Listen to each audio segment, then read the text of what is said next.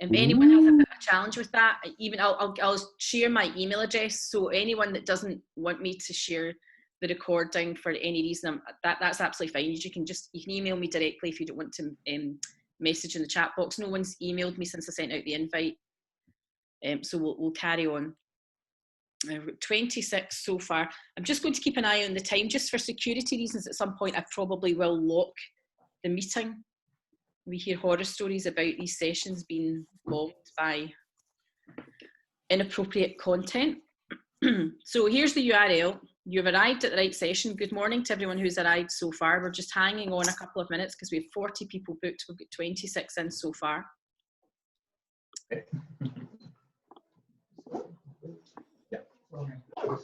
You've just joined, you've misnamed that tune, but worry not. Trust me, you never missed anything. I need to think of new icebreakers, so any suggestions for new icebreakers, put them in the chat box. Don't know how to break ice over Zoom.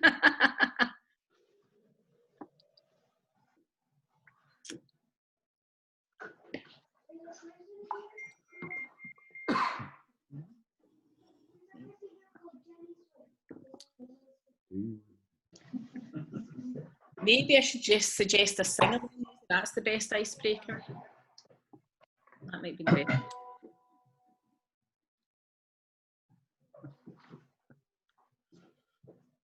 Right, I think I'm going to kickstart. I'll just keep an eye on our participant numbers to see if anyone else tries to join us over the next 5 minutes or so. So, good morning, everybody. Good morning, and welcome to this Edinburgh Tourism Action Group webinar. Why you need marketing during a pandemic. Just as I start, more people start to arrive, but that's okay. Like I said, I'm going to share the link here to the workshop slides in the chat box later on towards the end of the session. You'll have a copy to all of the links, any of the videos, anything that I share with you, you're very welcome to have. I'll also share my email address at the end, so if you're not comfortable asking questions or something springs to later on, then you're very, very welcome to email me direct. So, we tried the icebreaker, not to worry. Try and get different tunes for the next session. So our housekeeping. I would ask if everyone can go into mute during the presentation. It's just because we get feedback if there's lots of us all on. We've got 26 people at the one time just now. I'm going to try and stop about every 10, maybe 5 or 10 minutes. I'll just check the chat box if you've got any questions. You can ask questions at any time. I don't mind. You can unmute to ask your question as well. It'd be lovely to hear from you. There'll also be plenty of time at the end for Q&A, but I don't know if you've noticed down here, we're having a minute's silence today. This is a 90-minute session, but there's a minute's silence to recognise healthcare workers who have lost their life during the pandemic. So if we start to run over, I would like to acknowledge that, and I'll turn my video off for a minute. But usually after it, I've been running lots of webinars, I will not disappear after the 90 minutes. I will hang around for any questions that anyone has, but I am going to just keep an eye on the time at 11 o'clock and go blank for that 1 minute. I hope that's okay with everyone. I've started to record the session. Again, if you've got any issues about that, you can email me direct. And there's also going to be a feedback link. So I'll copy the slide link and the feedback link into the chat box, and you can have all of that. If you're not familiar with using Zoom, you can see you turn your video on or off and mute your video here. I've shared my screen with you, just still keeping a bit of an eye on the participant number in case anyone else joins us. And this is me. I know I've met some of you. I recognise the names. Thank you very much for coming along. It really makes my day when I've got a webinar on during the week. It's nice to speak to other people. I've been working in marketing and business development for a very long time. Essentially, that slide just says I'm quite old. And I've delivered numerous training workshops and now webinars, and worked on one-to-one basis with a number of businesses. I've done a lot of work in tourism and hospitality, but I've worked with many, many different sectors. So moving on, this morning's agenda, what we are going to cover this morning, why memorability matters. And I guess that's one of the keys as to why you should keep marketing during the pandemic, despite that you might not actually be able to sell or provide your product or service. What do people want from your brand? A lot of what we're going to talk about this morning is actually traditional marketing tactics, but I guess that the opportunity is that we have the unwanted gift of time just now, where we are in a position to potentially up our game. I'm going to spend a bit of time talking about relationship marketing, and then I want to talk a bit more of the practicalities. What does that actually mean about content marketing, and I've got some ideas around that. And then the very basic sort of marketing rules for now. And just when I say tourism case studies, I'm just going to touch on a couple of things. What's next? Because we have other events and other things you might want to think about doing. Very and some Q&A. I wonder if I could just, what I'll do is I'll mute everyone because there's a wee bit of feedback coming through just now. And then I'll undo that later on when we've got questions. So there's a chat box as well. Did I point out the chat box? The chat box here. So if you can see the chat box here, by all means, please do ask questions. I would love to hear from you. I've just put the mute all on just now, just because there's a bit of feedback. We'll see how that goes. So, as I say that, I'll unmute you all and just say, are there any questions just now about the agenda? Is everybody okay? Can everybody hear me? Are there any issues? Yeah. Right. Let's see. Good morning, Bridgine. Right, just checking the chat box. Okay, good, good, good. Right, moving forward. There have been a lot of blogs, a lot of news articles, and a lot of content about current digital marketing and what you should be doing during a pandemic, and I've read lots of them. And they say the same things, which is reassuring, that you should be communicating clearly just now. So you should be communicating clearly just now with your customer base in terms of, is your premises closed? Are your staff furloughed? Are you keeping in touch with your staff? What's going on in your business just now? Are you able to reopen and put in social distancing measures? Being sensitive to your customer situation. So if you're communicating with your customers, understanding the circumstances that they might be in, have they lost their job? Are they stuck at home? Are they living in a flat? Are they trying to homeschool their children? The attitude of being helpful, not selling, keeping in touch and making connections. So I've read numerous blogs, as you probably have as well. But what I'm really interested in and what I like to do in my sessions when I work with clients is, what does that mean in practical terms? Right? What can I actually do? What could I put out in a tweet? What would I put in a short video? And I'm going to talk about that as we come towards the end of this session. Why do we need to keep marketing light? So let's talk about that. It's a very, very busy space. 194,000 people tweeting every internet minute. Almost 700,000 scrolls on Instagram every internet minute. 190 million emails sent. Basically, this is saying, you know, it's a really noisy, competitive space. Now, I don't want to make any assumptions. I've seen some people's faces. I haven't seen everyone's faces. I know that I'm going to be 50 this year, and I remember a world before all of this existed. And it was difficult for businesses to be heard then, and they invested heavily in strap lines, you know, like a Mars a day helps you work, rest and play. Maybe it's Maybelline, share a Coke. And all of that was to help that brand be memorable, be at the forefront of our mind. We need to think about the impact of that in the current situation that we live in now. And I want to show you a short video about memorability and the benefits of memorability. And to do that, I just have to move some of you around on my screen. Okay. Hopefully you should be able to hear this. I'll keep an eye in the chat box. We've played it before.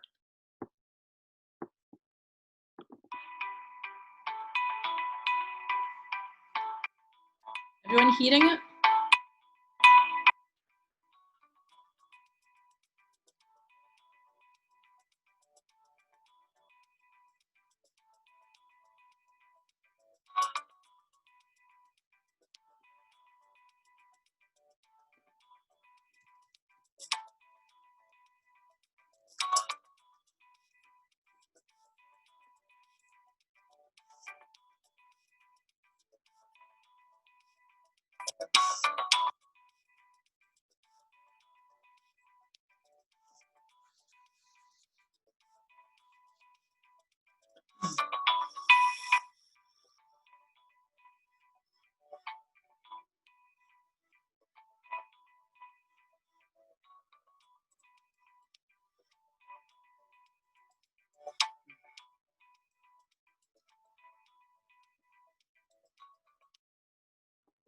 Okay, I realised that the video cut in and out for everyone. So the URL is on the slide. So hopefully you can go back and watch it later on. But it's basically what it's talking about here is the importance of memorability in your marketing in general. So I'll also share this URL in the chat box. In fact, let's see if we can just do that just now without playing it again. I'm trying to move my Zoom menu around and actually access the rest of the menu as well. So let me just put this in here and you can watch this later on at your leisure. Oh, okay. So it's talking about the importance of memorability in marketing and the benefits that you get from being memorable.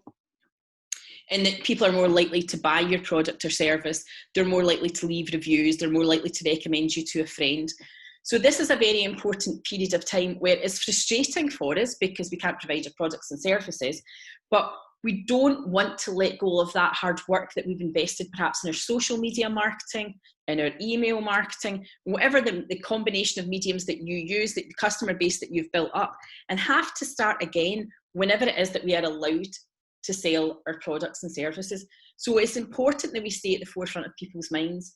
But again, what does that mean? What can we talk about? So I'm going to come in the last section of the workshop, I'm going to talk about lots of content ideas, and we're going to talk about relationship marketing. But I think it's really important to lay some of the fundamentals of what is good marketing and the world that we lived in pre-COVID-19 and the world that we live in just now.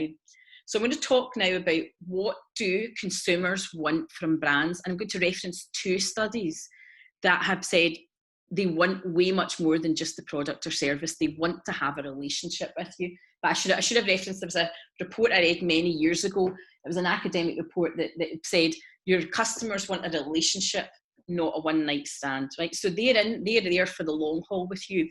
And this is a report from Havas PR that says people wouldn't care if 77% of brands disappeared. And it's a report that they've written titled Meaningful Brands. I'm not going to play that video, but I will share the URL for that one as well. And you can go, the video is 2 minutes long. It's really short. I think it's quite entertaining. But really what it says in essence is, if you go back to this other slide, let's go back here. It says that so much of this is just noise. It is not meaningful to the audience. They don't connect with it. And if they don't connect with it, they're not going to take it in. And therefore, they're not going to remember you. And they're less likely then, they're not going to buy your product or service. They're not going to recommend you to a friend. And they're not going to leave you a review. So this is a really worthwhile watch.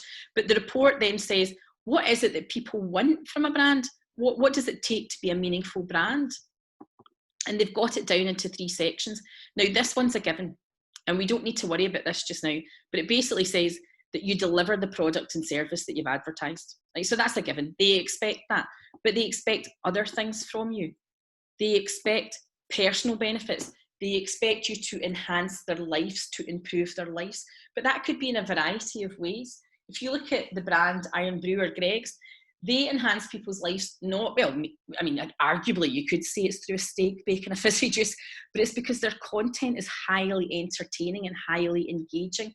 They connect with their customer base because they get them. Like, they understand who their customer base is, and it's largely younger people under the age of 35, and they understand that they're out on a Friday night and they talk about that in their posts. And they understand lunch breaks, and they understand commuting from work. They understand technology. They quite often, Greg's will certainly feature modern smartphones. They're not talking about smartphones, but it's the different elements that are in their visual content and their video content. But consumers are also looking for brands to play a part in society and influence society and share the same values that they share themselves. Now, whether that's about the environment, the type of food they eat. So again, I'll go back to Greg's, that's an easy one, introducing a vegan range. So they're looking for so much more than just the product or service. And that's good news, because that means that you have something else to give them just now. So here's another report that says something really similar from Sprout Socials, just so that you don't think I'm hanging my hat on one report here. 64% of consumers want brands to connect with them. The audience want to socialize with you. If you bear with me just a second, I think we've run enough time, so I'm just going to lock the meeting, okay? So that we're safe. Keep us safe, right? So Brands get real. 91% of people believe in the social power to connect with people. 70% of consumers feel connected to brands with CEOs that are active in social media. So they want to see the people behind the scenes. So here's more. They want a brand to be a positive contributor to society, connect with consumers, use the power to help people, bring people together towards a common goal, raise the moral standard for others, unite people from different backgrounds, and act as leaders in society. One of these reports, I think, is actually this report that says that brands are becoming more important than the government. Now, so what does that even mean? Who does that? Who actually does that? So I'm going to go back to a previous campaign by Kenco, where they actively advertised that they took a proportion of their profits and they put it into good causes in South America to get young people out of gangs, and they talked about it proactively. Now, I don't know what percentage of profit it was, I don't know what the impact it was, but they told everyone that that's what they were doing, and they made an emotional connection with their audience, and they were talking about the community, and they were being ethical, and they talked about, you know, it wasn't just about profits for them, they were giving something back. This one's been around for years, the Marks and Spencer's Plan A, and that's all about their attitude towards the environment. Plan A, because there is no Plan B. One thing I would like to say here is that for me, these are quite obvious. These are things that I have seen when I've walked into the store. There are things that I've seen on packaging. It's things that I've seen on television or that I've heard on the radio. I do a lot of one-to-one consultancy with small businesses, and lots of businesses do similar things, maybe not on the same scale. But what I find with all of the businesses I do consultancy with is they keep all their good news secret. They don't tell anybody. They tell me because I go in and ask lots and lots of questions, but they don't tell anybody else. This is Julie's Copitan, a fantastic restaurant just down the road from me. And I've just so it's not just big players that can behave like this. They're posting about a different business in the West End. So they're a cafe restaurateur, here's a cafe takeaway, and they're actually posting about a different brand who are doing good in terms of, you know, they're giving NHS staff free lunch. And then there's another piece of news that they shared from their feed as well, but it's just become, I don't know if you're aware of this, in the hospitality sector, a lot of coverage has been given to people's mental health because they work long hours. And traditionally in bars and restaurants, I've worked in many bars and restaurants, after closing drinks was the thing, you know, a lock-in. I'm embarrassingly taking part in many of them, but this is a business I think is in New York who are replacing with staff runs because they've recognised staff's mental health. So there's 2 posts, and neither of them are about this business selling their food. So that's what they're talking about here. This is what they mean. What do people want from brands? They want you to play a part in their life, and they want you to play a part in wider society. And I suspect that all of you probably already do that to some degree, and that you might be keeping it a secret. Now, so here's going back to one of my faves just now, and understanding your audience and how you have a relationship with your audience, how you connect, how you become memorable, and how your audience will stand by you, right?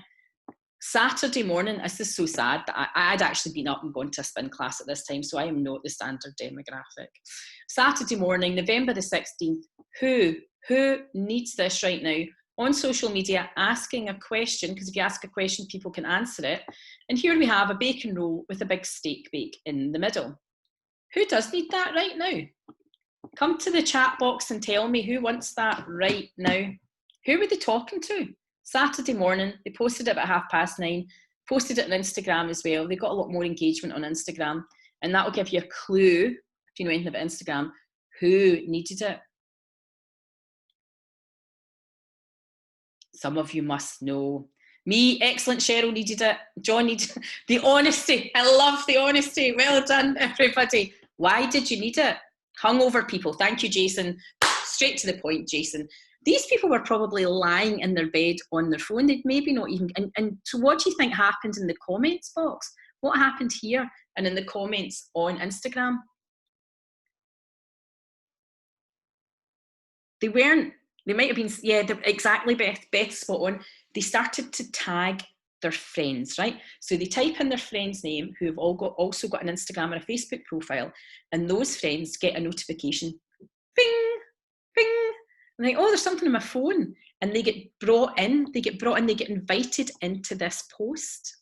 Yeah, you're right, John, tag, engage, and it booms up the algorithm. It's fantastic. Gregs are really very good at this. They're engaging, and they're also, so they do this over here. So they enhance people's lives, they entertain them, and then they play a wider role in society by supporting children in need. What about this one? I'm a wee bit out of my depth in this one over here.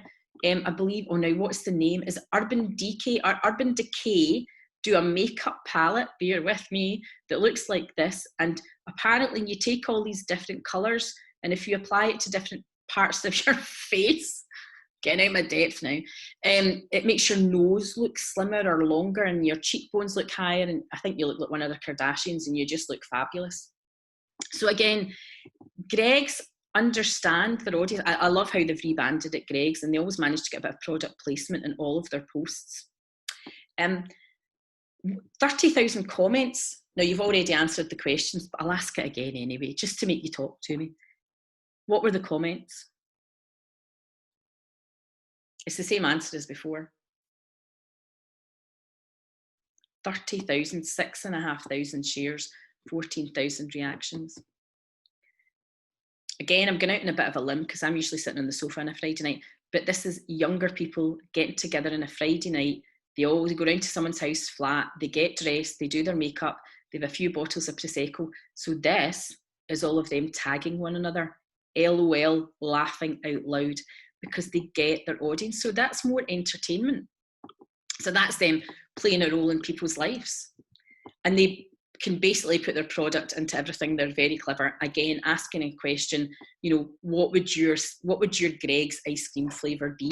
So they're very engaging. They genuinely have a community. Interestingly, they went dark. They didn't post any. They closed the shops at the start of COVID-19, and they posted nothing for a week. And then they've come back on now, and they've explained to people how they can make their own steak bake at home. They're motivating people. They're helping them keep them going. They're giving them ideas for lunchtime. I know that they're going to open, I think it's around about the 11th of May, they're going to open a proportion of stores in Newcastle only. They said they figured out how they can do this using social distancing, and they want to run it just as an experiment at the start to make sure that they get it right. They're being very, very clear with their communication.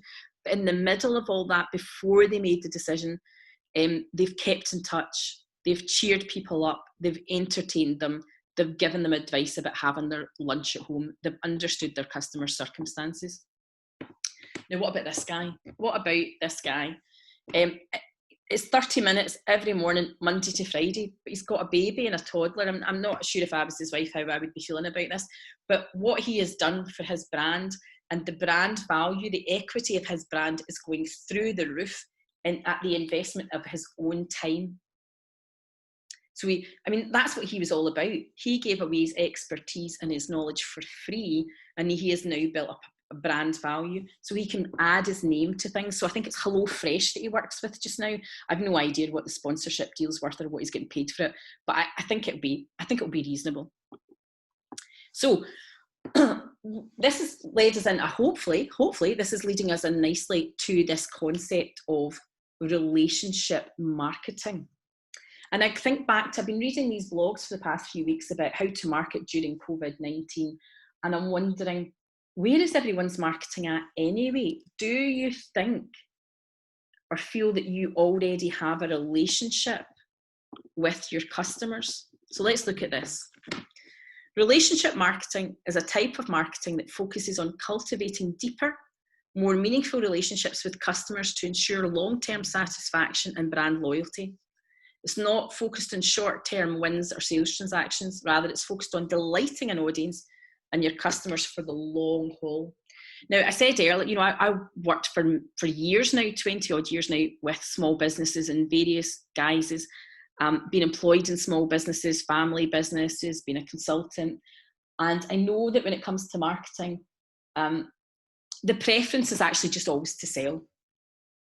The preference is to send out a mail shot with a special offer, with a discount, to bring people to a landing page, to tell people constantly about products and services. because in amongst everything else in a small business, the same person is usually running operations, is delivering the end service or product, is managing staff, is doing some of the bookkeeping, it's firefighting. And we don't necessarily always have the luxury of time and perhaps the confidence in long-term relationship marketing. Does anybody have any comments on that? Anybody, can we open up the discussion? I'm going to unmute everybody. Does anyone have anything they want to comment on here? Do you feel that you have a relationship currently with your customer base?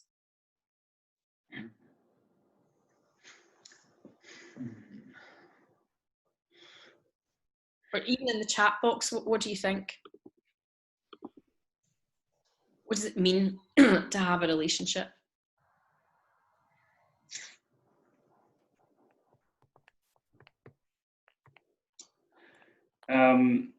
Could I say something? Yes, please, James, please do. Go for it. So I don't know if there's any, I run a small private tour company.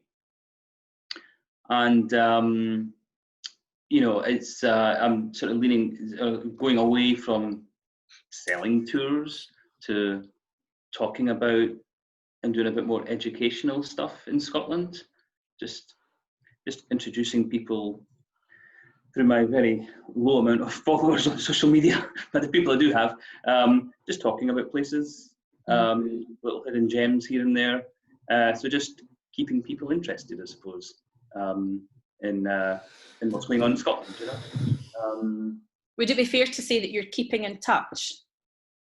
Yeah, well, I hope so. I think so. I don't get a lot of retweets or anything, but I'm trying anyway, you know.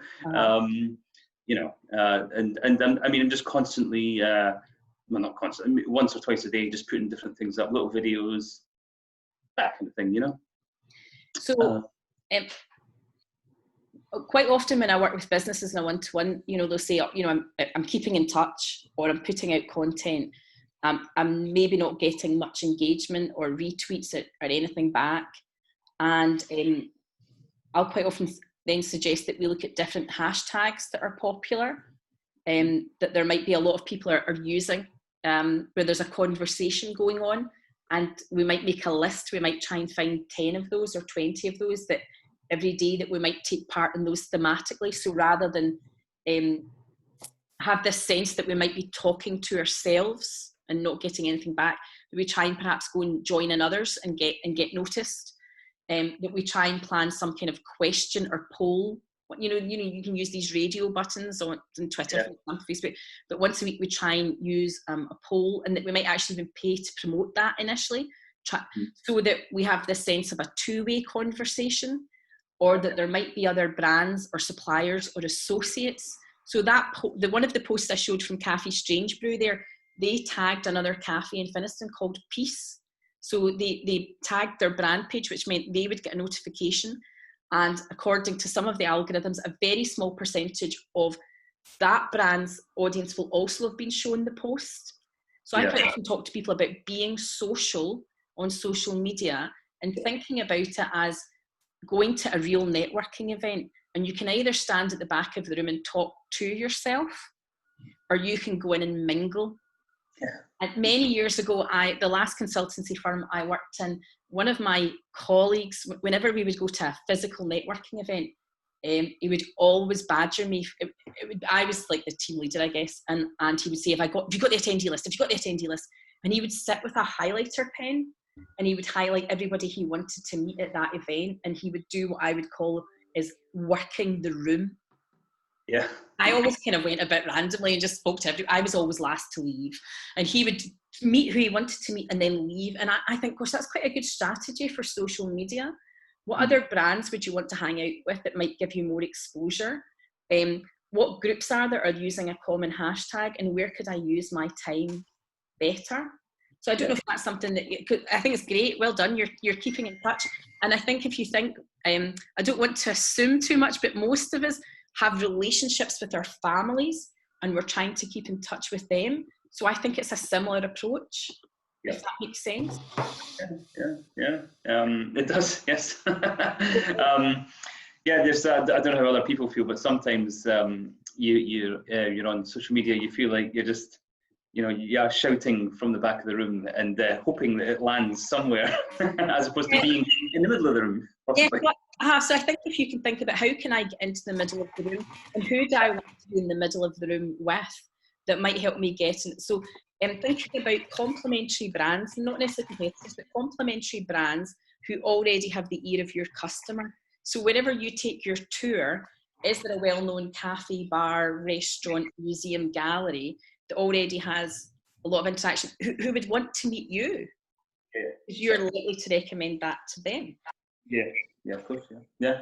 It's made a real comment there as well about, we need to be in for the long haul, and you're right, I'm going to talk very briefly in a minute about the lifetime value of customers. Does anybody else have a question or a comment? You're very welcome. Well, I've got a slide here. Some of the slides are a bit wordy, but it's so that you can download them and hopefully make use of them later on. So I've put here that, what is a relationship? Feel free to argue. That in a relationship, you share common interests and you have mutual respect and trust. So I'm just talking about our friends or our family. You know a lot about one another and you might have an in-joke. I think the Greg's posts with the makeup palette and the bacon roll, I think those are in-jokes. I think they all get it. Someone had to tell me the name of the palette. Someone at one of my workshops says, it's Urban Decay. So thanks very much, because I don't really get it. You have friends in common. And if you think about how some of the social media platforms and some of the advertising functionality set up, that in Facebook you can advertise to a lookalike audience because you're trying to have friends in common.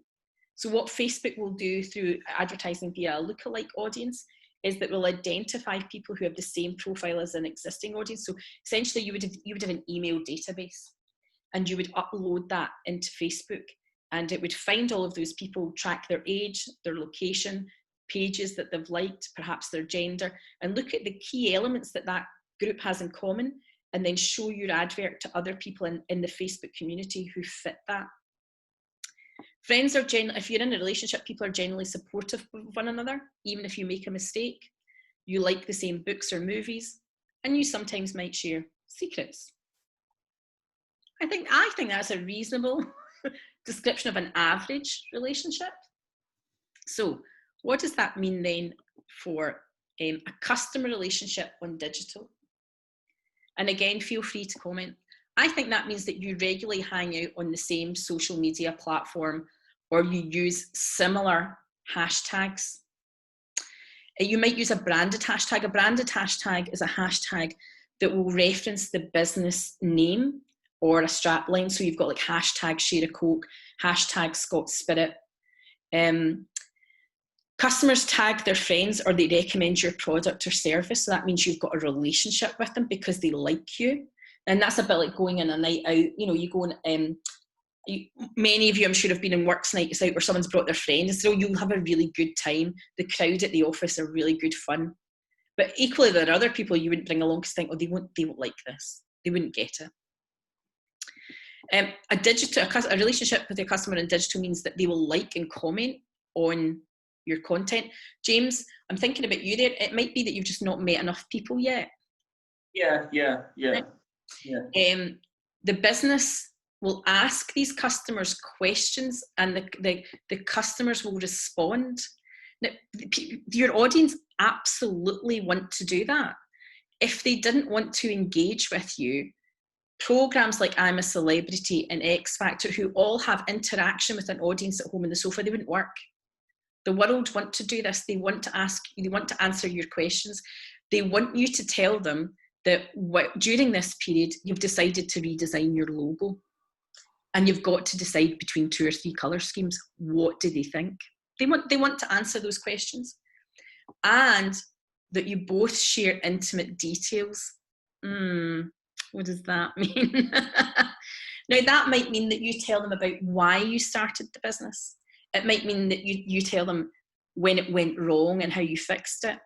It might mean you know the birthday of your customers, that you've ran some type of competition where they've shared their first name, their last name, and their date of birth, and you now know their birthday. I love getting all those email messages on my birthday. I love all the discounts that come in the special offers. I take up most of them. I look forward to it. So let's just go back again a second here. So I just wonder how you all feel about the relationship that you have with your customers. Do you feel that this is happening, or do you feel that this is something that is difficult for you to do? And it could just even be that you've got a simplistic spreadsheet. In an ideal world, you would have a customer database where you've started to say first name, last name, postcode, last product brought, last tour that they went on, the last time they stayed, that you would have run some type of competition to try and glean more information from them. Mm-hmm. Interesting. Louise, do you have a question? Yeah, sorry, I was in the middle of typing and then it all went a bit horribly wrong. No, as a bed and breakfast, I feel I'm quite good on Twitter, and I sort of ask quite a lot of questions and things. So yeah, I'm quite good on social media. It's just I think it's quite a tricky area sometimes though as well. In what way? Sometimes I feel, I start to write things and I think, oh God, is that the right thing that I should be writing? So I have to double back on myself as well. So yeah. It's a difficult transition that we've made, isn't it? Because I might not, we're just speaking spontaneous conversation that we're having just now. I'm not necessarily working to any type of script. But when you go to write it down, because I'm going to make an assumption here, Louise, when I was at school, I got secretarial studies. I don't know if you did. And we were taught that when you wrote something down or you typed it, it was terribly formal, and it was "Dear Sir, yes. and yours truly, yours faithfully." And nowadays we live in this world with, these devices. It's all terribly cash. I started working in a web development agency in the late 90s. I was the oldest member of staff there. I was 28. And we had much younger staff who used to send messages to clients in London that started with "Hiya, hiya." And that's just the style. Conversations become very informal, and I think that is difficult. I think when you start to type something and then you read it, and then you read it, it kind of just loses that conversational sense. Whereas the younger generation, I think, are quite good at translating natural, spontaneous conversation into their fingertips and into imagery as well. All right, now we've got another question up here. This is from John. Feel it's happening, but it's hard to get out there. A lot of time we go out to search for an audience, relevant hashtags. Everyone is responding to making sure they feel valued. Yeah, it is hard work, John, and I think that the hard work has to come at the start. So there's a few things that I do with clients when pertaining to this, trying to build the relationship and having engagement. And I said that earlier, I actually get a spreadsheet and I make a list of all of the complementary brands that we could work with that are not direct competitors. I want our brand, the customer's brand, to follow on different platforms. I go and seek them out and see if they're very popular on Instagram or Twitter, which platform are they on and where do they get the most engagement, and how I might be able to take part in some of how can I contribute to their content? How can I benefit from the content that they've got? How can I bring them over to engage with me? And then I also make a list of relevant hashtags and how popular they are, and whether they're more popular over on Instagram or whether they're more popular over on Twitter, let's say.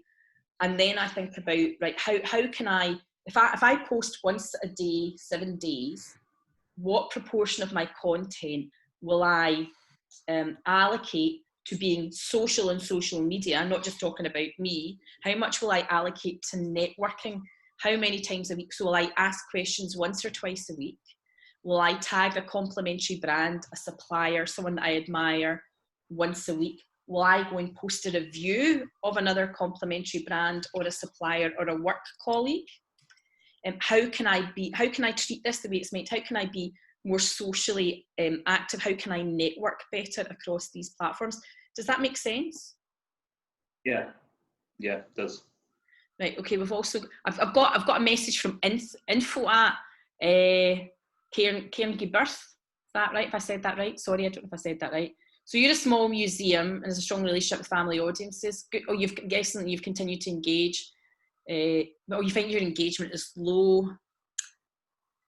I suppose, yeah. I mean that's true, isn't it? It's a global audience just now, and like, you know, we've opened up this Edinburgh Tourism Action Group webinar beyond Edinburgh, so that is a bit of a challenge. And I would say that it comes back to this understanding your audience and having those types of. It's not just this, because I'm going to talk about building emotional connections in a minute as well, but actually understanding what is it that you know about them. And do you know how they're living their lives day to day? You could run a short poll on Facebook and say how many of you are homeschooling, or, you know, and it could be in a humorous way, how many of you have given up homeschooling. I'll be quite honest with you. I don't want to say it too loudly, they might hear me. I think we're going to go down to a 4-day week on homeschooling. I am finding it a bit challenging. So you now have the opportunity, I keep talking about this unwanted gift of time, that you can actually ask questions. And honesty is the best policy. I mean, you can just say in your post, I've got some time, I'd like to get to know all of you better. You might decide to run a short survey. You can use something like SurveyMonkey that will allow you to ask up to 10 questions for free. Maybe you reduce that to 5, and you might offer some kind of incentive, some kind of future discount, some kind of future opportunity, so that you can get to know your audience a bit better. It takes me on to this, that we live in a world of trust marketing. I'm just going to move the chat box so I can actually read my own slide. Amongst the most valuable brands in the world, the higher the level of trust in the brand, the more valuable it is, proving that trust is inherent in brand success. And I think that that comes back to relationship marketing, that they can only, your audience can only trust you if they feel that they really genuinely know you.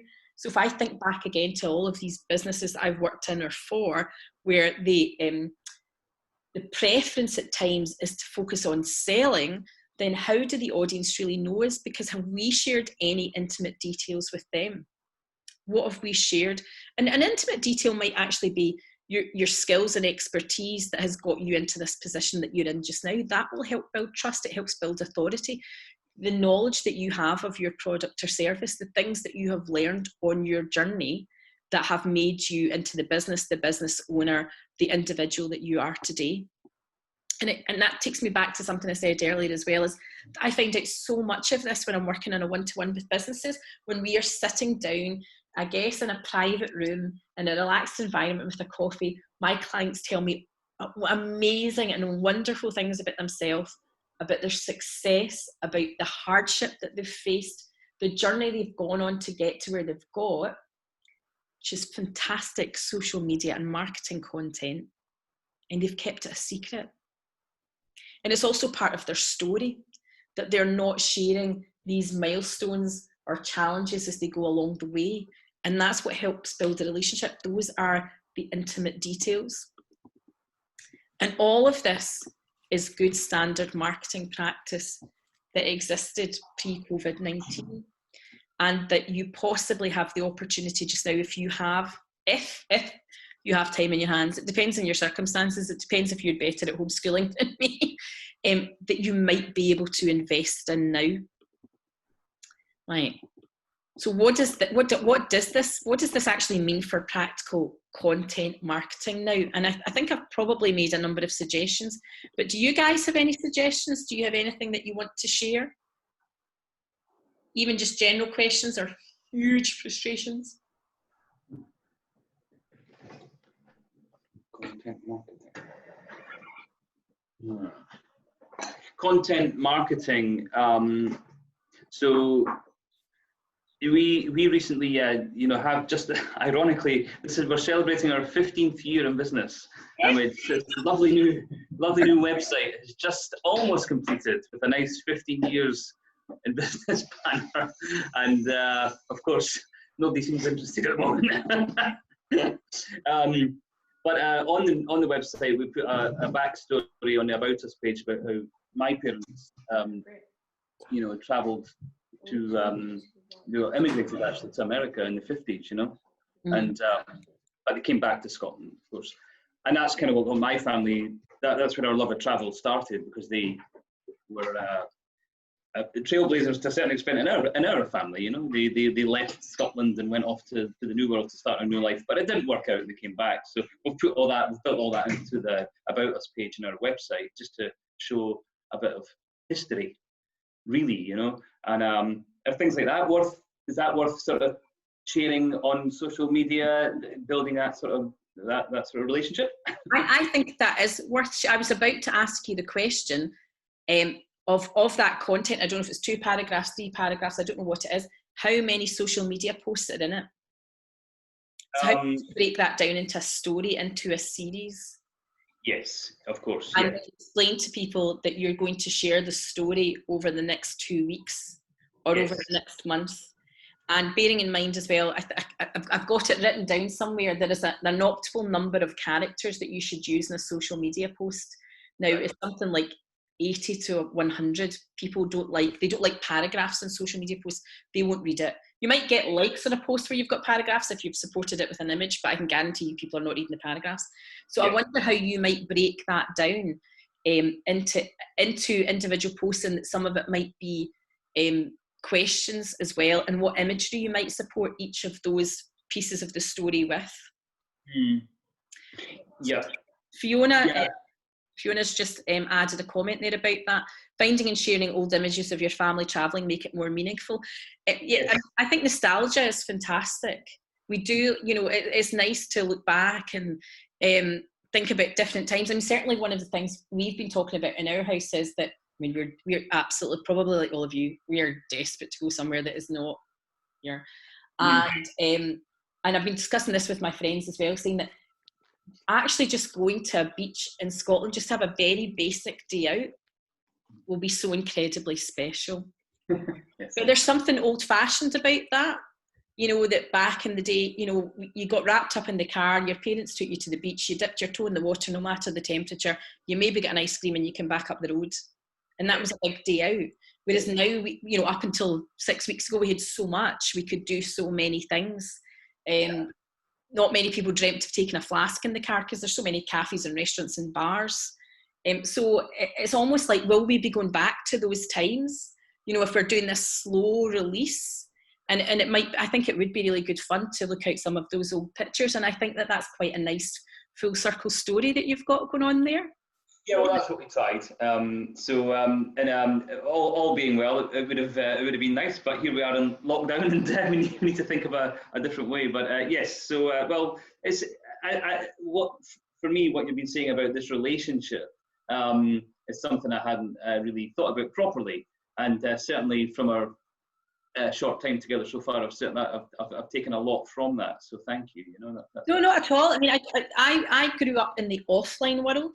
And I sometimes feel that even now, 20 years working amongst different digital companies and in marketing, I'm still trying to make sense of all of this. And the only way I can do it is to liken it to the offline world. So I do think about opening a door and walking inside LinkedIn, and I can hear it. It's really noisy and there's lots of people talking. And I want to go and meet someone and I want to try and get their attention. And that seems a bit childlike. So I'm like, well, what can I give them? How can I walk into, there's 3 people over here chatting, how could I go in and penetrate that conversation? And I just try and do it with that sort of offline mindset, because I still believe that we work best in the offline world. Despite the fact here I am delivering a webinar to all of you. Yeah, I agree. Louise is saying there, the staycation in Scotland is going to be huge. I'm quite nervous about that, Louise. I'm trying to get in first. I'm watching the news every day. I want to get my place booked. I want to get out there. Yeah, I think if we think about it in some of the offline sense about this relationship and how we relate to people in the offline world and go into digital with that mentality, I think it can help. But I certainly think your website there, the About Us page, I think could be broken down to a lot of different posts. I wonder if you would ask people to volunteer to critique your website. To what, sorry? To critique it. So I'm talking to the corner. I should talk to the camera. Sorry, no. To critique your website. Oh. Look for 5 volunteers who will give you user experience feedback. You might want to go onto LinkedIn and ask people to do that, and onto Twitter. So it gives people something to do. They feel like they're being meaningful, there's some purpose, and you'll get some free feedback, some free testing. Yeah. It's also another way to engage, isn't it? It is. Yeah. Good. Okay. Right. So I think we've asked this question already. Do you have a relationship with your customers? What makes you memorable, and what will you be remembered for post-COVID-19?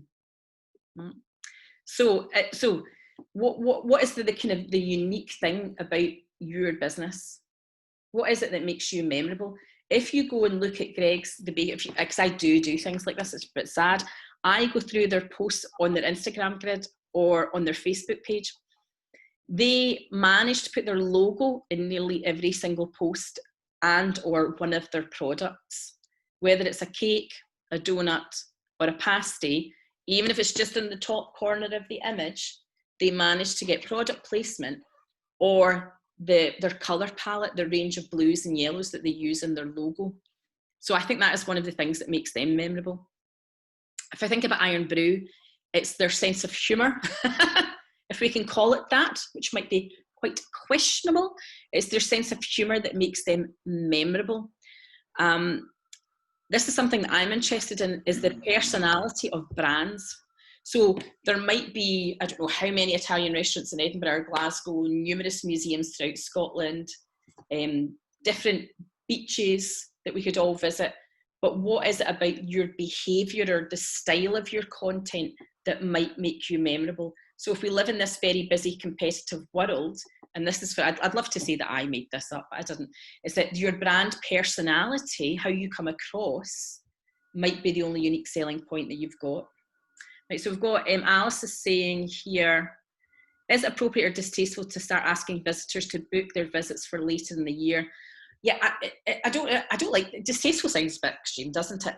But it's about being wary of encouraging people to do something contrary to the advice, but you want to start momentum. I think that's a very difficult one because it leads people to believe, Alice, that you know something that we don't. I have a client who is looking to open his factory in 3 weeks' time.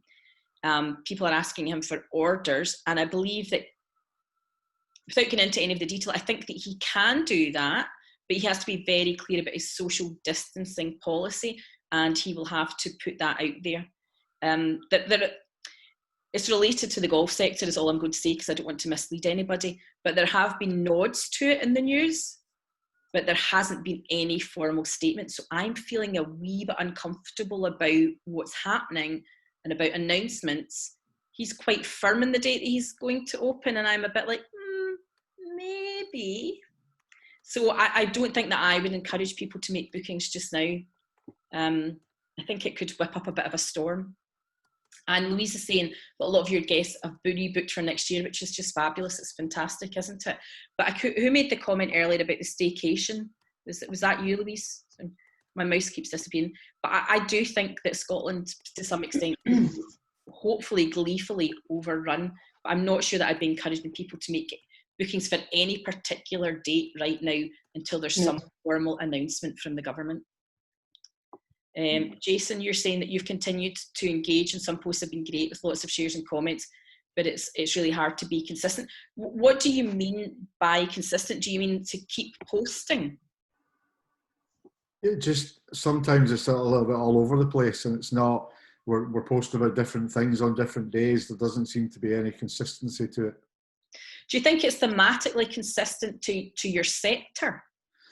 I think it's all relevant and it's all consistent, but it just doesn't seem to follow a flow, if that makes sense. And we post about different things on different days. Yeah. Well, I mean, I think that's okay, because I think if you talk about the same thing all the time, it makes you boring. If you talk about the exact same thing. So what I say to people is to try and be thematically. So the example I use is that Nike talk about lots of different aspects of sport. They talk about women in sport, mental health in sport, fashion in sport, well-being in sport, but they don't necessarily talk about having cheese toasties for their lunch or bringing cute puppies to the office. But they talk about the wider subject matter of their sector, and I think that's good. It keeps it interesting, and they're an interesting brand, if you like. Fiona, oh sorry, I'm going back up. Hold on, sorry, I'm scrolling down. I'm trying to keep up. Yeah, so there is a, so let me just bear with me just a second. Alison is saying to follow Visit Scotland, and I've got links later on in the slides where they have put out some guidelines about posting. So yeah, that's really good advice and guidance with them. And Jace, back to you again. Jason, you're talking about you're in the golf sector. Yeah, so I've seen a lot of news about this, about single players or families coming into the golf sector. I haven't seen a formal announcement to say that that's happening. Is there a formal announcement? No, there's no formal announcement yet. The PGA are lobbying the sports minister at governmental level with plans and procedures for when we get the chance to reopen. But what I'm kind of talking about here is that obviously we are going to reopen, but there's been no official announcement yet of when we are going to reopen. But we're going to have to obviously take some measures to do with social distancing without actually knowing yet what the setup is going to be. Like, so in and around the shop, in and around the first tee, can we start talking about things like that, although we haven't had an official announcement that we're going to reopen? Right, so so can you start to talk about what you're doing to manage it? I think you can.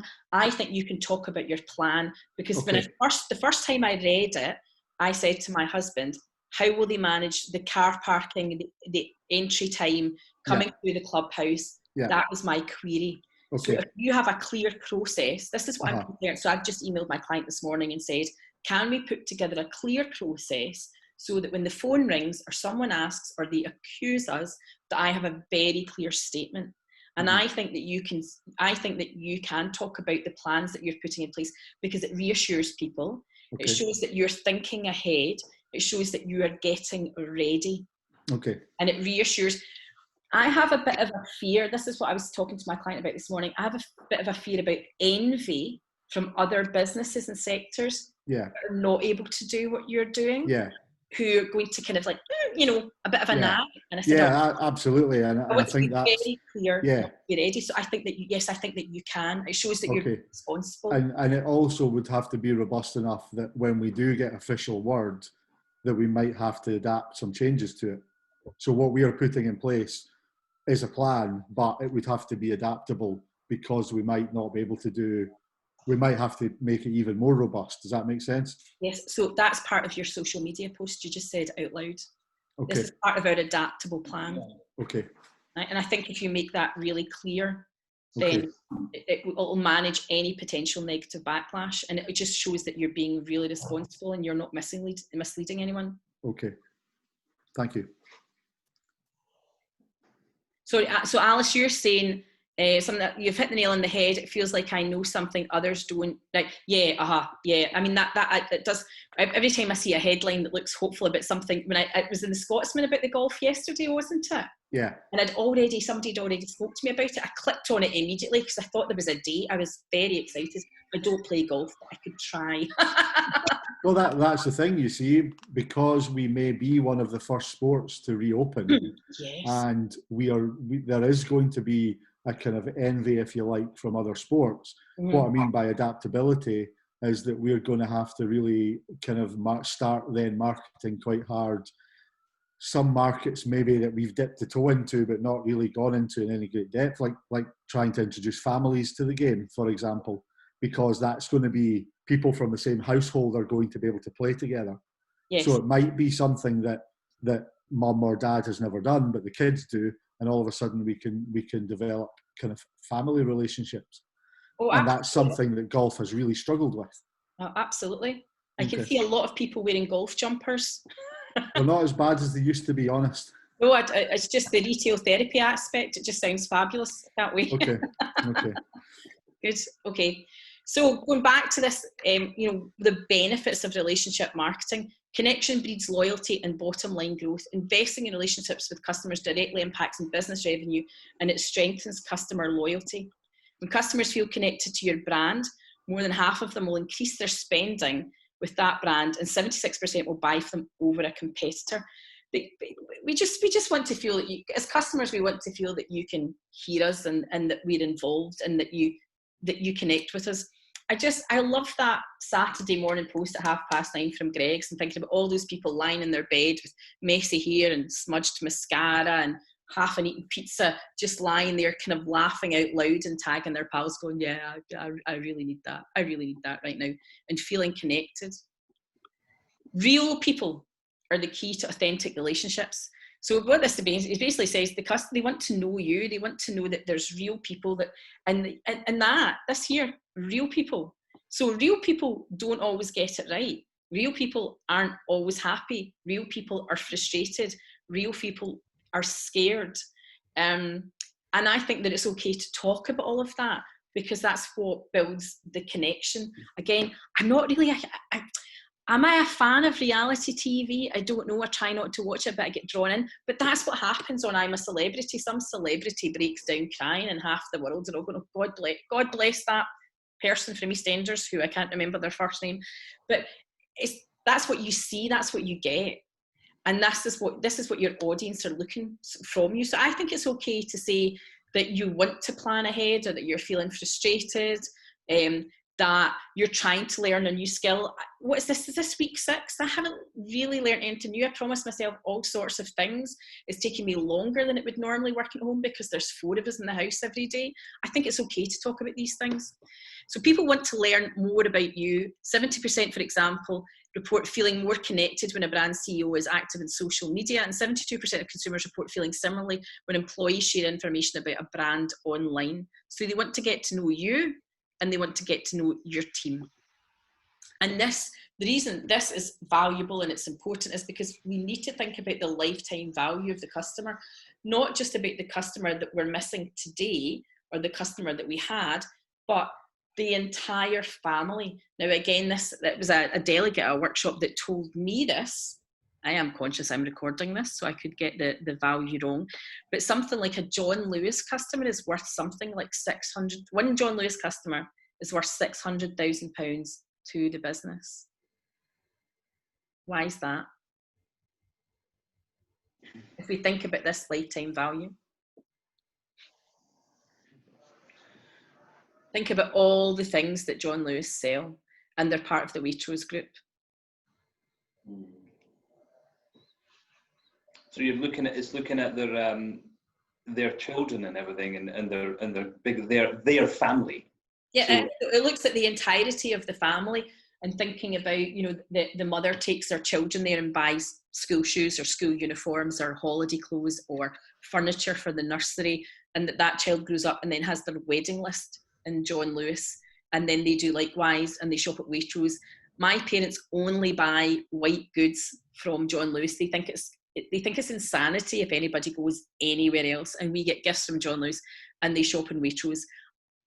We're probably not the typical model. It hasn't influenced me to the degree that they're influenced, but I do go to those brands for a proportion of things that I buy, and they look at the lifetime from birth to death and the entirety of the family. And also, I'm told, conscious and recording, but that also informs part of their customer review, customer service policy, and how they handle any complaints, and that they handle them swiftly, and that they're rather generous, I'm told, because of the entirety of the value of the customer. So if we think about some of the things that we've discussed this morning thus far about the memorability, how busy the space is, how noisy digital marketing is, how the importance rather of being remembered, and the lifetime value of our customer.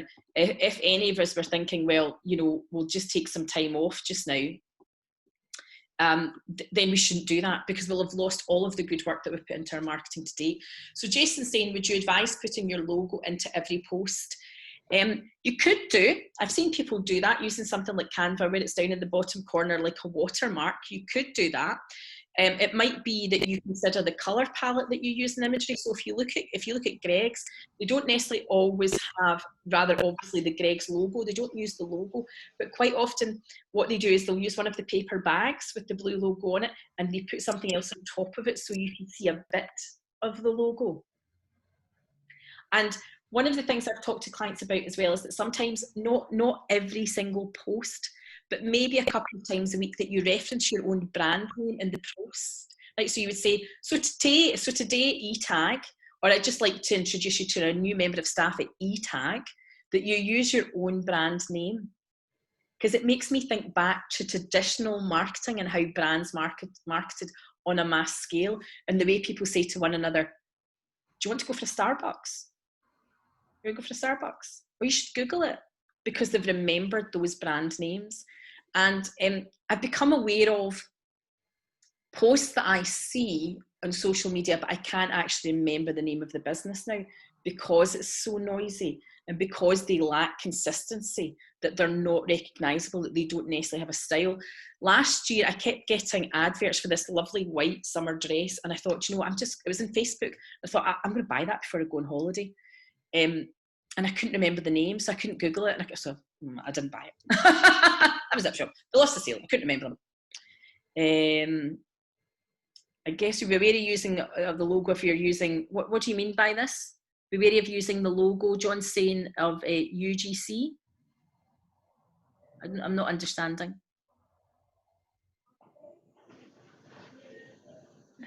Oh, right, okay. Oh yeah, you mean so taking other people's content and then putting your logo on top of it? Yeah, no, I don't think that I would do that. No, I don't think I would start to edit other people's content. I'm talking about your owned content. Okay, any questions, comments, anything anybody would like to add? Oh, don't worry about it. Good luck to you. Oh my goodness. I shouldn't really say that. I was going to say, I hope you're getting out on your own for your daily walk, but maybe you're not allowed to do that. I hope you're surviving, John. I'd just like to give a shout out to Beth. Beth, are you okay? Can you hear? Yeah, I'm okay. I'm following quite well. Thank you. I'm glad, Beth. Good, that's good. Great, okay. Jason says a newborn is easier than homeschooling. I'm going to leave that to wait until after 11 o'clock. Right. So I'm going to read. So I talked earlier on. You remember about meaningful brands, the report from Havas PR, and they've done extensive research in this. They're an international corporation made up of different sub brands, and this is based on research that they've done about what is meaningful content. And it's content that inspires or entertains or educates or helps or informs or rewards. But that's also subjective, isn't it? It depends on who the audience is, and what would entertain one group might not entertain another. And that's why it's really important that we understand who the audience is. But sometimes we just have to give it a try. I think Jason sort of I think this is one of the things you alluded to earlier, is that you've been posting a lot and you feel that it's inconsistent, possibly because some of your posts get more engagement than others. Okay. So what would entertain one person might not entertain another. But I guess this is quite a good barometer to think about your content on a weekly basis and perhaps try and align something that's inspirational, entertaining, educational, helpful, informative, and rewarding. The other thing that I'm not suggesting here, when I say get emotional, I don't mean make them cry. I just really liked the picture. I just thought it would catch people's attention. But we're looking here, if we've got a relationship, in a relationship, you generally have an emotional connection with people.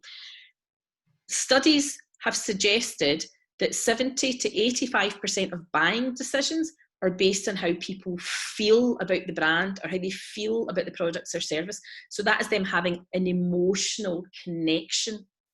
Emotional marketing refers to marketing and advertising efforts that primarily use emotion to make your audience notice, remember, share, and buy. Emotional marketing typically taps into a singular emotion like happiness, sadness, anger, or fear to elicit a consumer response. That always makes me think of adverts when I was growing up for house alarms, where you were sleeping soundly in your bed and then the milk tray man put a fist or a stone or a brick or something through the window. The person was scared. The emotional response was fear and insecurity. You're watching the advert thinking, I feel insecure. I don't have a home alarm. And then, of course, they come along with the solution at the end and make you feel better, that you could be safer, that you could be cared for. Now, I'm not suggesting that you terrify your audience, but just thinking about making that emotional response with them. I have a difficult relationship, I think, sometimes with LinkedIn. And I've sat up in my chair, I don't know if you've noticed, but when I log into LinkedIn, that's how I feel. I feel like I'm going to visit a posh auntie and that I should really behave very well when I go into LinkedIn. And I think, what will I post on LinkedIn? It's all terribly, as it should be, professional. And how can I manage my brand better? I tend to always revert to something that's humorous, though. It's just my preference. And the first post I put out at the start of lockdown was me at the end of the dining table and my husband at the far end of the dining table.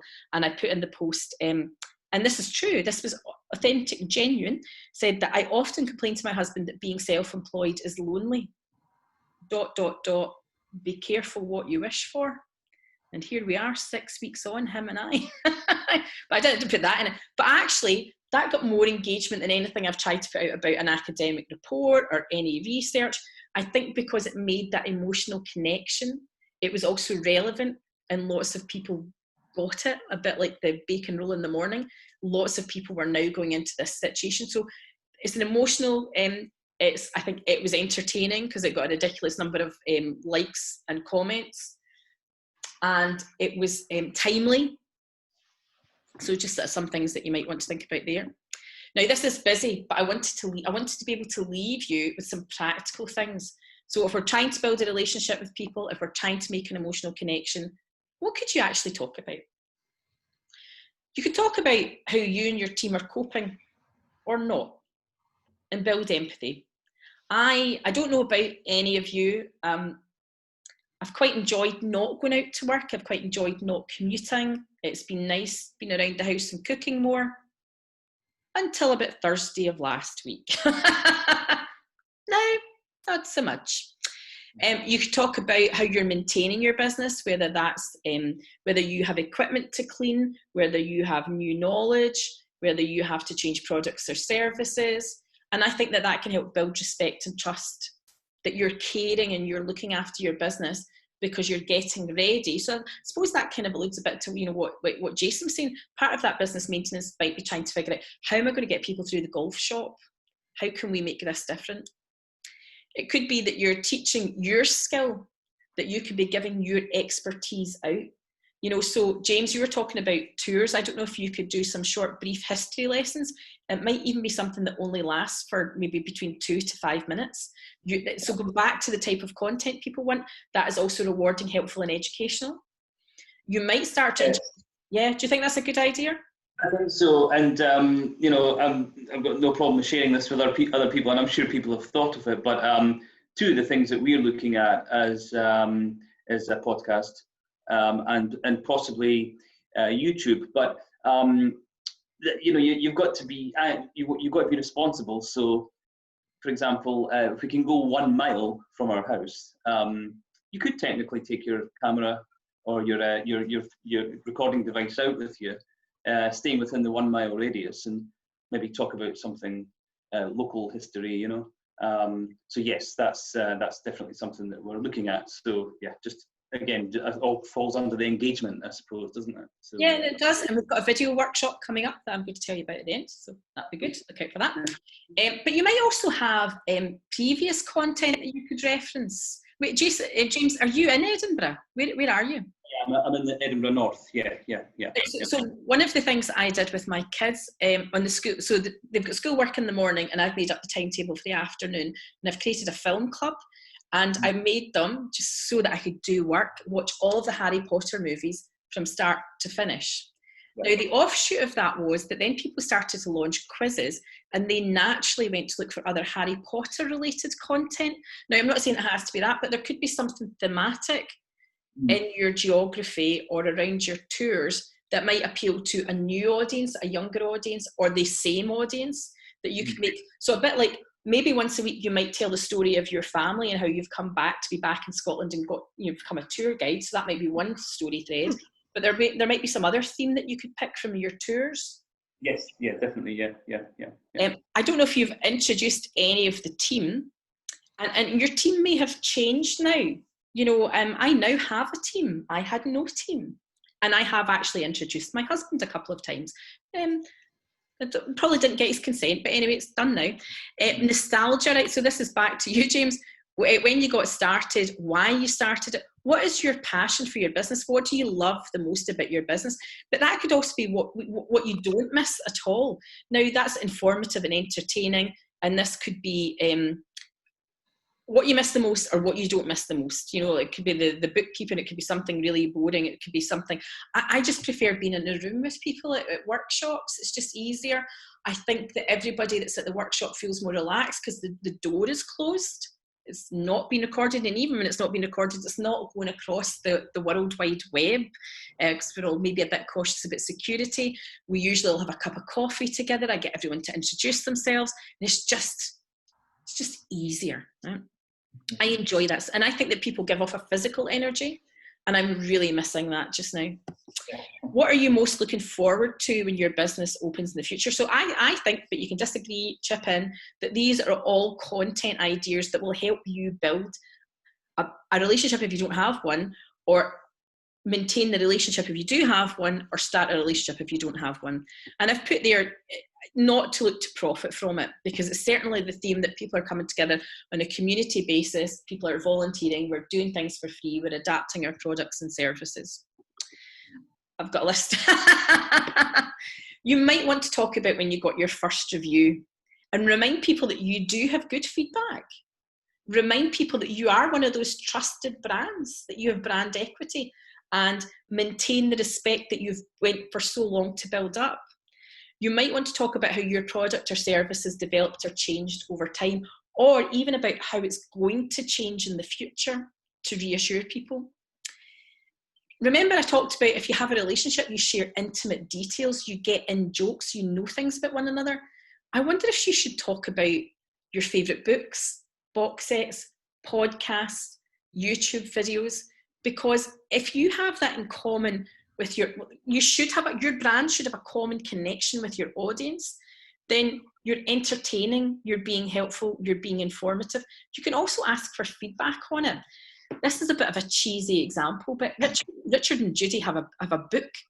They have a book group or something, don't they? They recommend books to a group, or I don't know who it is that reads these books, but that's because they trust Richard and Judy as a brand, and they trust that if they say it's a good book, they'll read the book.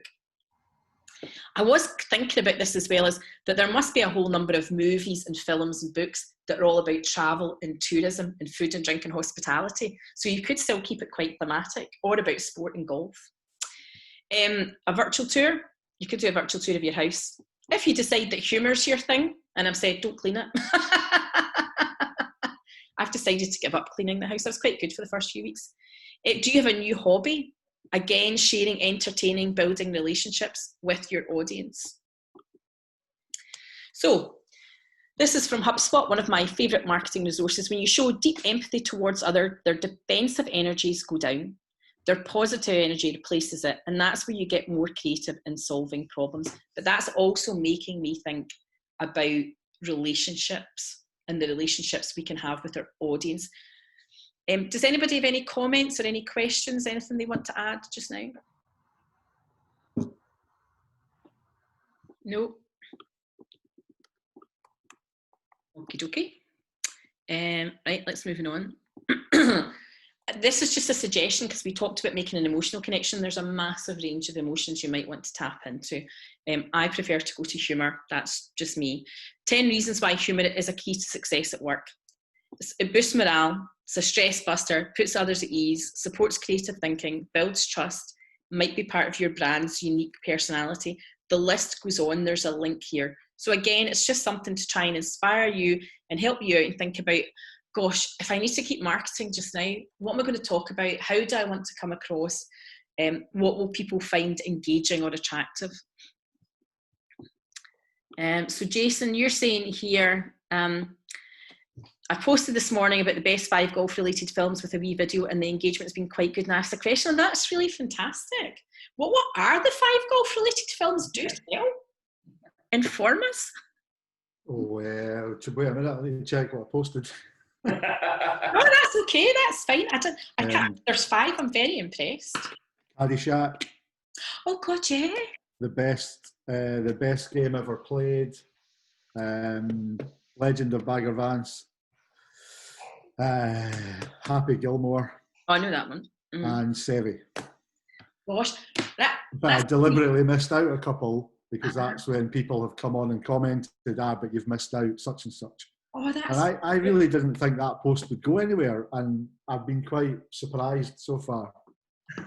There's a pub quiz element to that, isn't there? I wonder if you've done a quiz once a week with a couple of questions, golf-related questions. Oh, that's fantastic. I love that. And that's what I mean. Sometimes it just feels a little bit random. It's not really connected to anything apart from the sport that we're in, but it seems to get engagement. I can't get my head around that. And then there's other posts I've put out that I thought, right, this will get good engagement, and it's quiet. I just don't. That's what I can't get my head around.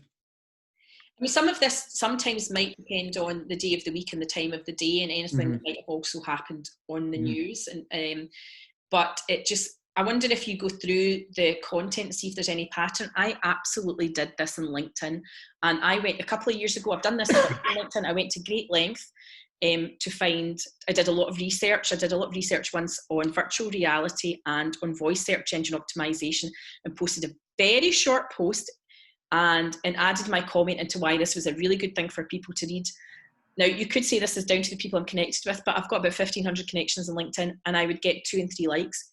Anytime I post anything humorous, I can go up to 150.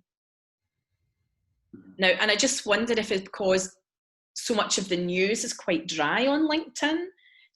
I wonder if it might be people feel like me. You know, you have that 3 o'clock in the afternoon slump when you're at work, when we're in normal circumstances, and people are just looking for something a bit different. But certainly my more humorous, light-hearted content goes down significantly better than anything that is educational and informative. So we've got someone here saying that the best engagement I've had in the last few weeks was sharing a video. However, I don't have any more. Yeah, well, we've got, oh, sorry, Jane, I just saw your name. Jane, we've got a video workshop coming up. I'll share the date with that shortly. What was the video of, Jane? Can you tell us? Hi, yeah, can you hear me? Yes, I can hear you. Yeah, so it was actually at the West Highland Way. So it was, you know, all shot outdoors and so on. So, yeah, I mean, there might be an option to sort of stitch photos together or something at the minute, but I'm not in a location where I can go and film anything just now. Jason's made a really good point. He's talked about Canva. We have a Canva webinar coming up. We have a video webinar and a Canva webinar. I'll give you the dates for them shortly. And I can give you a link to Ripple, which is a fabulous little app that will animate any existing imagery that you've got. It's really very good. So, you know, it's interesting. I think it's also perhaps a time, if you're feeling comfortable, to perhaps be a little more experimental with content and perhaps changing the style of the content that you might never have used before. So John's just saying there that he uses slideshows. Yeah, yeah, it's just to keep people's attention, isn't it? I mean, I try and put more slides into my webinar as well, just to keep you all going online so it's not just my voice. Right, so short-term adjustments to the overall strategy is that through no fault of our own, we need to reduce selling. We're not sure what the new normal will be. We're not sure when we're allowed to invite people back into our communities. People are looking for entertainment. Let's go back to the very start. Remember those slides about what people want from a brand? They want you to enhance their lives. They want you to play our own society. Supersize your social. There are more people active in social media just now. People are stuck at home. They're looking to engage. They're looking to answer questions. They're also looking to be helpful. They might review your new website. They might comment on your logo. They might answer pub trivia questions about, it could be about film locations in Scotland. It could be about golf. It could be about golf movies. Try and listen to other brands. Try and engage with other people who are in your situation as well, and build relationships. So we've got another comment here. So Elizabeth's just saying, I find my social media posts are getting more likes and comments during this time because more people are at home and are generally, well, yeah, that's true as well. But I think that hold on to that, because you've got more engagement. They're more like that memorability factors is going to kick in. Elizabeth, do you think that you're posting more as well? I certainly know that over a period I was posting more because I had more time to do it. Yes, so I am. I work in a cafe. My mum with her business partner, and we have launched a click and collect service. So well done, you. I'm constantly putting out social media through Facebook, Instagram, and Twitter. Twitter we don't bother with too much because personally I don't quite understand how it works. But Instagram and Facebook are 2 main big ones. And yeah, so I post when we launch, we're popping new popping new products on the website, and just trying to get more and more people aware of our click and collect service. So every week we increase orders. But yeah, do you know what you're doing there, Elizabeth? You've made the effort to adapt your business, because a lot haven't. So you're playing a role in society, because society really needs you. We don't want to drink our own coffee, and we don't want to eat our own sandwiches, and I don't want another tin of Heinz tomato soup ever, or any flavour of Heinz soup, if that matter. So I know I live near Shawlands in the south side of Glasgow. That's awash with cafes and restaurants. Some have put out announcements and just said, you know, we just don't think we can. We're not doing this takeaway service. The biggest restaurant has not done it. They've said we're not doing it. So you've made the effort. You've adapted your working practice. You're communicating. So that's more than selling your product. You're playing a role in society, and I think that you will be remembered for making that effort. So I think that's fantastic. I think that's just really good. It's mainly to support our local suppliers as well. So, for example, our flour producer Mungo's Wells, he was worried about getting it out to the local customers rather than the nationwide customers. So therefore we launched for him so he could get his flour out to our customers. Have you posted that? Did you tell everyone that was one of the reasons? Yeah. Well, actually, no. We that is a good point. I haven't actually tell people. So. I think that you should. The couple of places down in Shawlands where I can never get a slot because they're putting out appointments just now to collect your food, going so quickly, are talking about how they're treating their staff, how everyone's not working as many hours, that they're doing a rotation, that they're only open certain days. They're talking about the kitchen, how they've set it up, and I've got so much respect and trust for them. I actually can't wait. I mean, I could cry actually, the amount of effort, and I love that they are communicating it regularly. And sometimes they're coming on and just saying things like, you know, we can't cope, we're going to come offline for a couple of days. And I'm like, you know, that's absolutely fine. So I think that you have to communicate all of that with everybody. I think you're doing a grand job. It's fantastic. There's a couple of questions here, one about supersizing social, but I'm getting a bit nervous because it's coming up to the 11 o'clock. So do you mind just now? I feel a bit more comfortable having a break just now. It's only going to be until 11:11 to do the minute silence. I'm going to turn my video off, and at 11:11 I'm going to come back on. So please don't leave. Please don't leave. There's some questions there about supersizing social and different bits and pieces, and I'd love to come back and give you the links to the slides. So are you okay if we do that just now? Yeah. Right, okay, I'm going to stop sharing and I'm going to stop my video. See you all in a couple of minutes.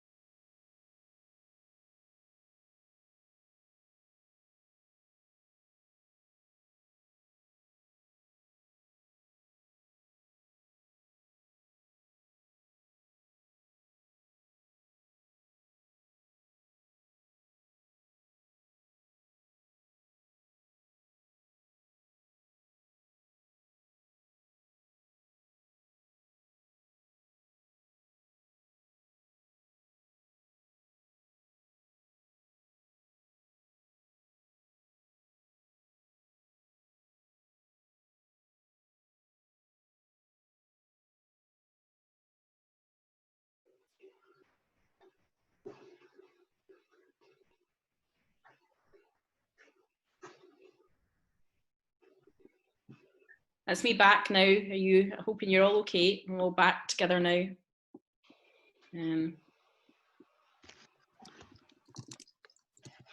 Right, so there are a few questions, if everyone's okay. We are coming to the end. I know it's just 90 minutes, so these are just the last couple of slides. So Jason's there, you're talking about, all right, so first of all, Jason asked about what is supersizing social. So I actually run a workshop which is being social and social media, and I've talked about some of that through this session, whereas instead of always thinking about putting out your own posts and perhaps having a broadcasting strategy, which is traditional marketing, is about tagging other brands, asking questions, using hashtags, commenting on other people's posts, liking other people's posts, and networking. So that's really what I mean by supersizing your social. We also get Josh Jackson, I'm sorry, I don't know what your name is. You talked about going online and doing live virtual tours, which is great. In Worldwide Connections, this is fantastic. This is great. Oh, we've met, haven't we? We have met. You've also created a COVID page, more interaction. That's great, good, fantastic, well done. Any other questions before I start doing some roundup now?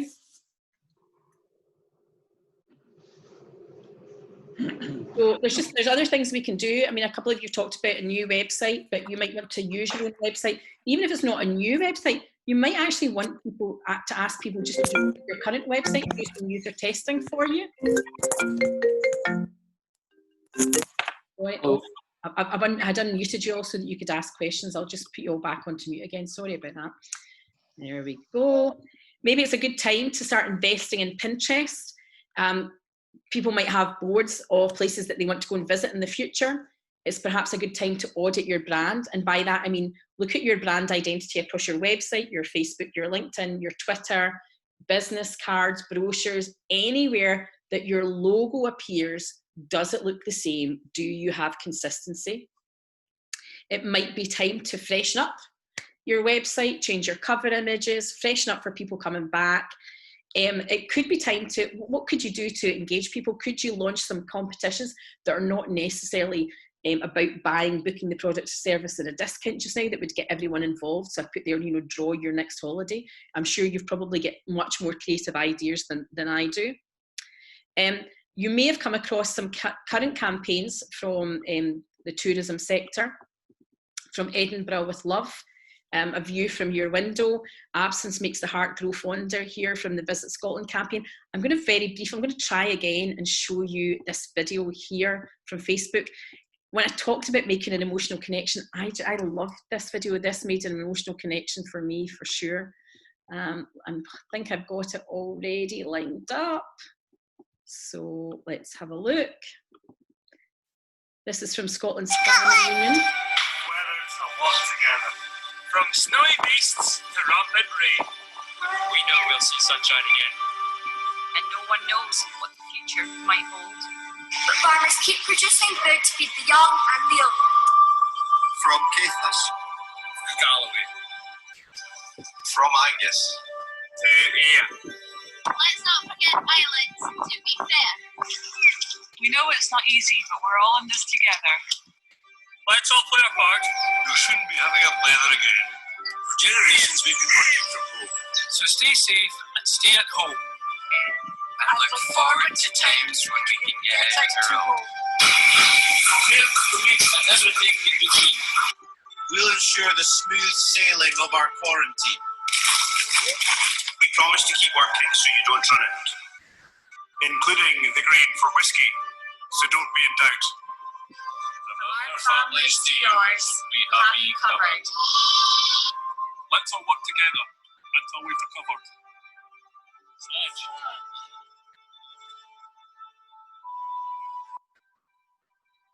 I love that video. I think it's fantastic. I can't show the other one from Visit Scotland because it just makes me too emotional. That goes the other way with me. So there are different things going on in the tourism sector already, and I think it's fair to say I think these are both really powerful videos. This one here in particular, for me personally, with quite a low production value, but it's fantastic. It makes the emotional connection. I love it. This is just rounding up. I'm conscious that we've got a wee bit over time. I wanted to talk about this briefly as well, self-care. I hope that today I've not come across too preachy or made you feel overwhelmed or think that you've got lots to do. I think this is a difficult situation for all of us. We've got lots of other things that we might be thinking about or worrying about just now. I used to be very productive working from home, but I think that was before I had my husband and 2 kids in the house, and it went on for a period of 6 weeks. So if you can dedicate 45 minutes every day or every other day to your marketing to keep your brand at the forefront of people's minds, I think you're doing a grand job. I think that's fantastic. We have other events, webinars rather. We've got Auditing Your Tourism Business website. This is this Thursday. You can still register for that here on the ETAG website. Learn how to use video, keeping your brand visible during the pandemic. So that's next Tuesday. And learn to use Canva for content creation. I'm also really eager to hear back from you about any other subjects that you would like us to cover. Delighted to do that. So we still have spaces here. Please book on. There's ongoing support. We mentioned this earlier, and some guidelines about content here from Visit Scotland. So if any of you need any of that help there. And of course, if you have any questions, please ask. I'm about to type in my email address. So if you've not got time or you weren't comfortable or something comes to mind earlier, please email me direct and you can ask me a question privately on email, or we can do a one-to-one Zoom. I'm very happy to do that. I'm going to just escape out of this as well, so I can send you this link where you can download the slides. And go back into the chat box. So you can get today's slides there. And if you wouldn't mind, it would be really fabulous if you could give us some feedback. It's always good for us to improve and understand how we might be able to adapt our services, even now or even in the future. But I'm quite happy to answer any questions that you might have. Can I just ask one question, actually? All that information that you've just typed in there, this is the first Zoom thing I've ever done, actually. So do I just click on the chat thing and will it bring up all that information? Yes, click on the chat. Right. You should get access to all of it. It's all there. But equally, I put my email address in as well. So leslie@lmwc.co.uk. So anything goes wrong, please feel free to contact me on a one-to-one. Very happy to help. Perfect. Are you still with us, Kim? We've got Kim Robertson we did earlier from Edinburgh Tourism Match Group. Kim, do you want to add anything? Kim might have had to go to another. I'm conscious we've run over a wee bit, so she might have had to go.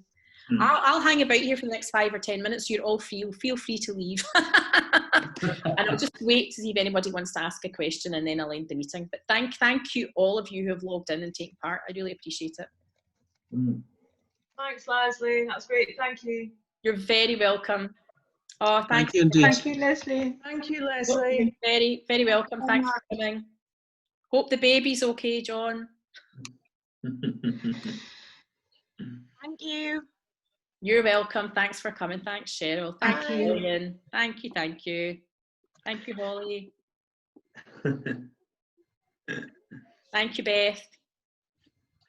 Yep, I'll follow up with a thank you as well. Very helpful. The pressure. Thanks, Louise. Get in touch anytime. Please come to the other events. I'm going to put the other events back up just to remind you all. Please do come. I'm looking to add some more.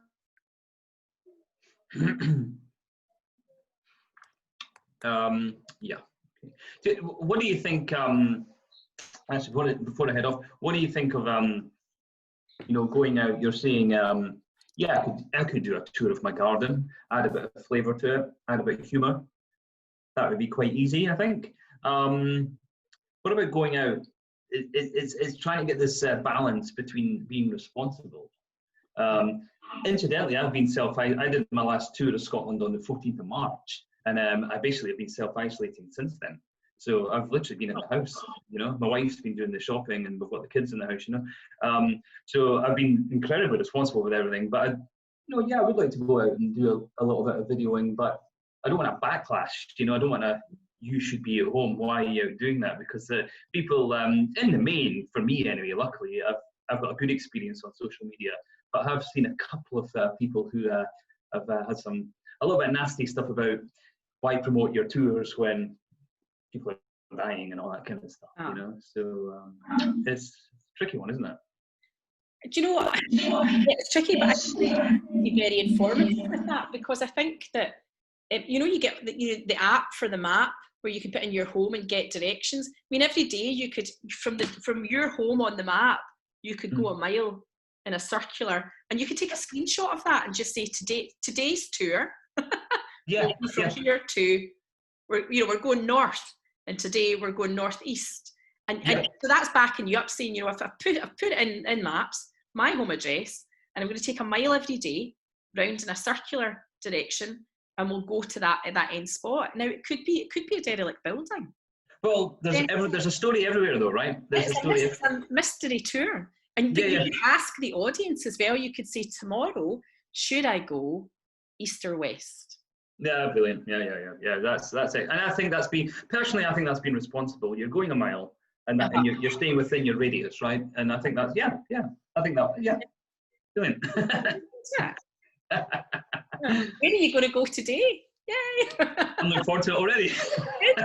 Of course, you know what's going to happen. We've had this amazing weather, and when I get round to this in a couple of days, it's going to start raining, right?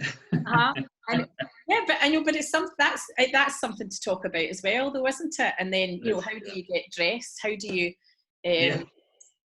you know, because it is 4 seasons in one day, isn't it? How do you dress on holiday in Scotland? I mean, if you decide that the sort of humorous approach is what you want to take, you could have so much fun with that. Oh, definitely, yeah. Well, I feel like I've hogged it enough, so I'm gonna head off. So pleased for your interaction. Thanks. No, most people have left. You're good.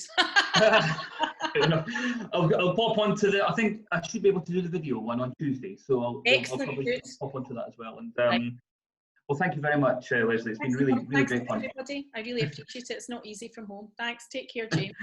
Thank you. Bye-bye now. Welcome. Bye. I'm just going to type my email address in again, and I'll let you all go, right?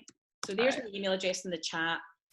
Yep. Anybody needs me, get in touch, and I shall let you all leave the session. You've been great. Thank you. Thank you. LMWC.